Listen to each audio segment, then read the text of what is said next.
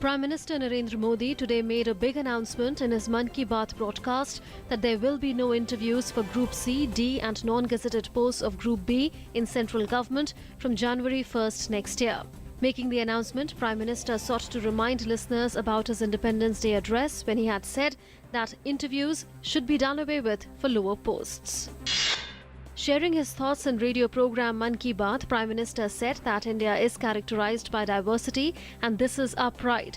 Describing diversity as the glory and beauty of the nation, PM Modi said that peace, harmony and unity are key to development. Prime Minister Modi said that he will inaugurate Babasaheb Ambedkar Bhavan in London during his visit to England next month.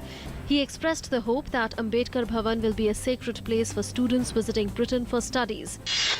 Asserting that organ donation is an important issue, Prime Minister Modi said that National Organ and Tissue Transplant Organisation has been established. He added that a 24/7 helpline service has also been opened in this regard.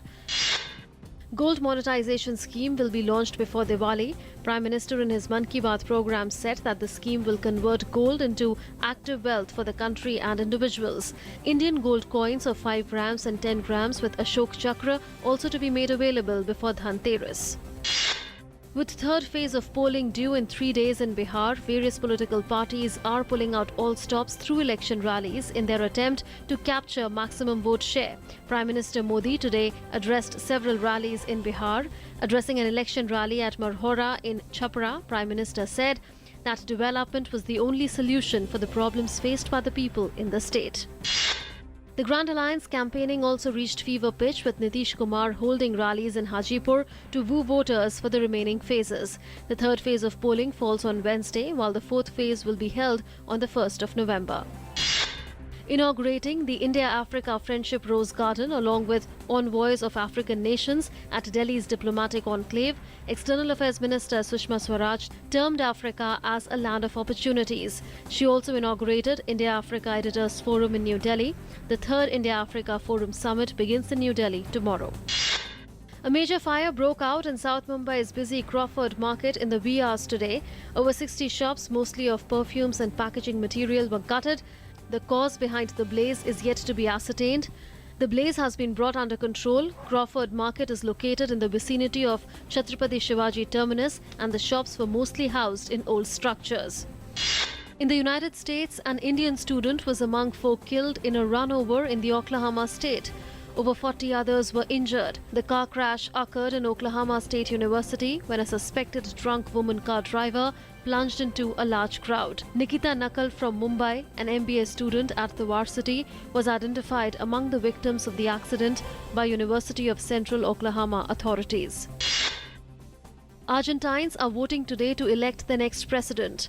Voting centers opened at 8 a.m. local time across Argentina as citizens cast their ballots for a new president.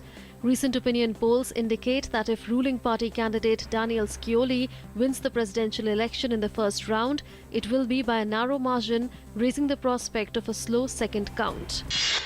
Tanzania is holding its most tightly contested general election today as a new opposition coalition tries to end the governing party's 54-year grip on power. There has been a high turnout at voting stations. Opinion polls have put the governing Chama Cha Mapinduzi party ahead, but the result is expected to be close. US Secretary of State John Kerry today met Saudi Arabia's King Salman in Riyadh. Both the countries have decided to end the Syrian conflict by forming a transition committee that would write a constitution and prepare for a nationwide election. Washington and Riyadh are part of a US-led coalition that last year launched an air campaign targeting the Islamic State jihadist group, which controls swaths of territory in Syria and neighboring Iraq. Former British Prime Minister Tony Blair has apologized for mistakes made over the Iraq War and said that there were elements of truth in claims that it caused the rise of Islamic State. Blair's confession came ahead of the Chilcot inquiry findings, which was set up by the British government to find out the nation's role in the Iraq War. South American batsman Hashim Amla today became the fastest batsman to score 6,000 one-day international runs during the 5th and final ODI against India at Wankhede Stadium. Hashim Amla took 123 ODI innings in 126 matches to achieve the feat, 13 innings fewer than Virat Kohli, who fell to second on the list.